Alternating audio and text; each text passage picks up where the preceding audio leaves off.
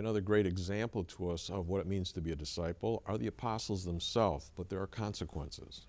Yeah, I think the greatest example of the authority of Christ is the outcome of the lives of the apostles.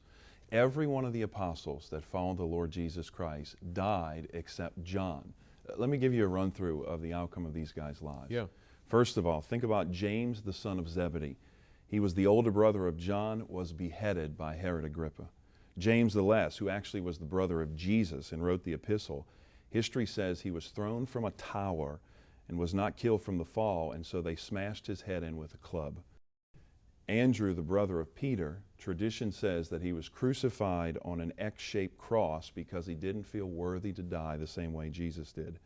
Thomas was tortured by angry pagans. They drove a spear into his side and then threw him into an oven of fire.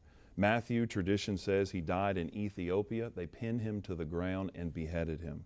Mark, tradition says, the writer of the New Testament gospel, was dragged behind horses to pieces. Peter was martyred and crucified upside down. He didn't want to die the same way his Lord had died. These men were convinced that Jesus had authority not only in this life, but in the life to come. And they said, like the Apostle Paul, for me to live as Christ and to die as gain. Yeah, and during their life, God miraculously rescued many of them. You think of the Apostle Paul, who, until his time to go home to heaven, God protected him in great ways, and God will protect us. I think that's part of the message as well.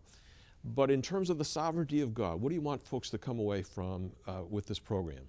Well, the question is, what are you going to do when something bad happens in your life?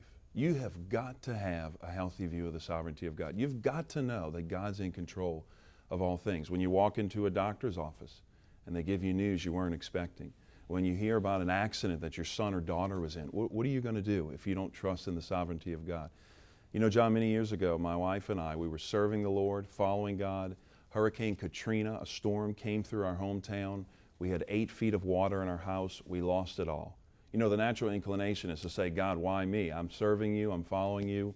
But God brought us through that. It's not that God will keep us from bad things happening. It's that He promises to walk with us through things that happen in our life.